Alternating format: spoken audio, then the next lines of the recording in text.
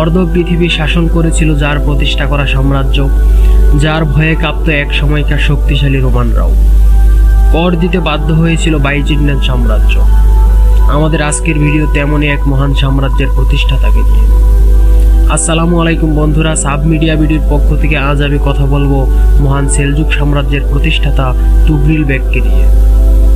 একাদশ শতাব্দীর শুরুতে ওগুস তুর্কি নেতা সেলজুক বেগের হাত ধরে উত্থান হয় সেলজুক রাজবংশে, যিনি বাকাইকের পুত্র এবং ওগুস খানের নাতি ছিলেন। সেলজুক বেগের মিকাইল এবং পিগু আর্সলান নামে দুইজন পুত্র ছিল। আর্সলানের বংশধরেরা পরবর্তীতে আনাতোলিয়াকে কেন্দ্র করে রোমে সেলজুক সাম্রাজ্য প্রতিষ্ঠা করে। অপরদিকে মিকাইল বেগের পুত্ররা হলেন ইব্রাহিম ইয়ানাল, চাগরি বেগ এবং তুগরিল বেগ। তুগরিল বেগ 990 খ্রিস্টাব্দে জন্মগ্রহণ করেন। বালক বয়সেই তার পিতা মিকাইল বেগ মারা যায়। বাবার মৃত্যুর পর তুগরিল ও তার ভাইয়েরা তাদের পিতামহ সেলজুক বেগের নিকট লালিত পালিত হন। সেলজুক বেগের সময় একটি ক্ষুদ্র বসতির মাধ্যমে সেলজুক রাজবংশের পথ চলা শুরু হলেও তার দুই নাতি চাগরি বেগ ও তুগরিল বেগ পরবর্তীতে নিজেদের অধীনে পারসিকদের অঞ্চলে খণ্ড সাম্রাজ্য কায়েম করে। চাগরি বেগ খোরাসান এলাকা বিজয় করে এবং তুগরিল বেগ বিজয় করে পশ্চিম ইরান এবং মেসোপটেমীয় এলাকা।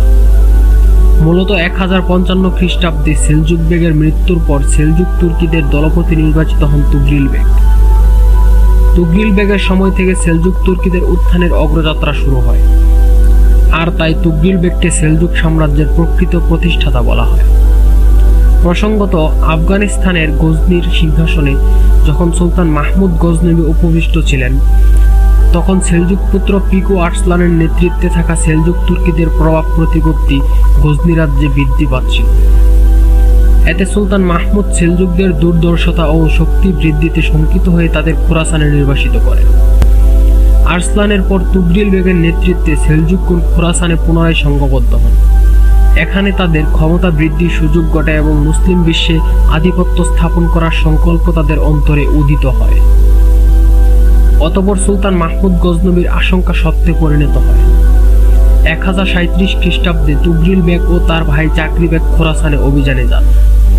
এই অভিযানে সুলতান মাহমুদের পুত্র সুলতান মাসুদকে পরাজিত করে প্রথমে মার্ভ ও নিশাপুর বিজয় করেন। এরপর 1040 খ্রিস্টাব্দে সুলতান মাসুদকে পুনরায় পরাজিত করে গজনি রাজ্য দখল করেন। এর অতি অল্প সময়ের মধ্যেই বলখ, জুরজান, তাবারিস্তান, খাওয়ারিজম, হামদান, আল রাই ও ইস্পাহান বিজয় করেন। বিজিত অঞ্চলে সেলজুকরা একটি শক্তিশালী স্বাধীন সাম্রাজ্য প্রতিষ্ঠা করে, যা ইতিহাসে সেলজুক সাম্রাজ্য নামে পরিচিত।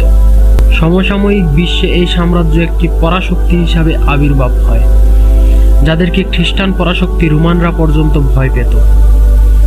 মুসলিম হিসাবে তারা ছিল ধর্মপ্রাণ ও ক্ষুধাভীরু।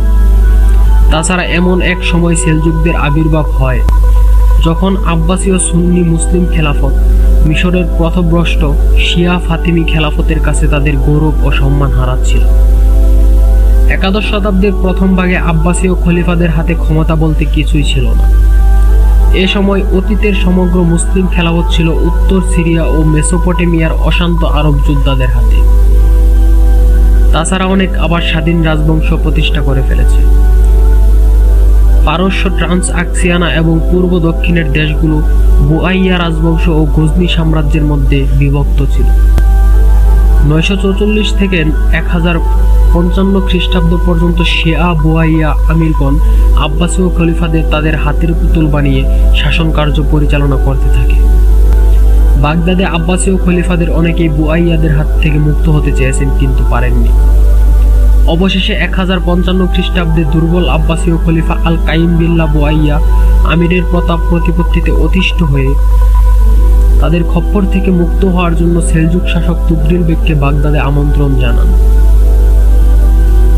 খলিফা আল কাইম বাগদাদের সিংহাসনে পুনঃপ্রতিষ্ঠিত হয়ে কৃতজ্ঞতার নিদর্শন স্বরূপ তুগরিল বেগকে সমগ্র মুসলিম সাম্রাজ্যের কর্তৃত্ব দান করেন।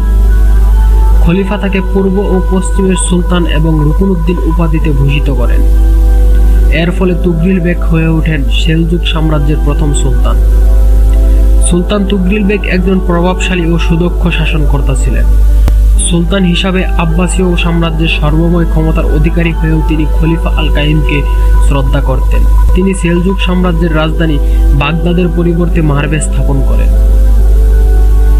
সুলতান তুগরিল শুধু আব্বাসীয় খলিফার হারানো গৌরব পুনরুদ্ধার করে ক্ষান্ত হননি, বরং দেশের পর দেশ জয় করে তিনি বাইজেন্টাইন সাম্রাজ্যের সীমান্তে উপনীত হন এবং বাইজেন্টাইন সাম্রাজ্যকে কর প্রদান করতে নির্দেশ দেন। 1060 খ্রিস্টাব্দে তিনি ডুসিয়া ও ফিজিয়া বিজয় করে বাইজেন্টাইনদের বিতাড়িত করেন। ঐতিহাসিক আমির আলী বলেন, সুলতান তুগরিলের শাসনামলে সেলজুকগণ এশিয়ার একটি প্রতাপশালী জাতিতে পরিণত হয়। সমসাময়িক জাতিদের তুলনায় তারা ছিল অনেক উন্নত। তারা ইসলাম ধর্মে দীক্ষিত হয়ে ইসলামের একনিষ্ঠ সেবক রূপে পরিচিত হয়। ঐতিহাসিক ইবনে আসির তাকে জ্ঞানী, ধার্মিক এবং বিদ্যানুরাগী বলে অভিহিত করেছেন। বলা হয়ে থাকে, তিনি যে কোনো নগর বিজয় করলে সেখানে বিজয়ের শরণার্থে একটি মসজিদ ও মাদ্রাসা স্থাপন করতেন। অতঃপর 1063 খ্রিস্টাব্দে এই মহান তুর্কি মুসলিম বীর নিঃসন্তান অবস্থায় মৃত্যুবরণ করেন। সুলতান তুগরিলের মৃত্যুর পর তার ভাই চাগরি বেগের পুত্র আলপার্সলান সেলজুক সাম্রাজ্যের নতুন সুলতান হিসাবে সিংহাসনে আরোহণ করেন। ঐতিহাসিকদের মতে সুলতান তুগরিল তার ভাতিজা আলপার্সলান এবং সুলতান আলপার্সলানের পুত্র মালিক শাহের শাসন সেলজুক সাম্রাজ্যের এক গৌরবোজ্জ্বল অধ্যায়ের সূচনা করে।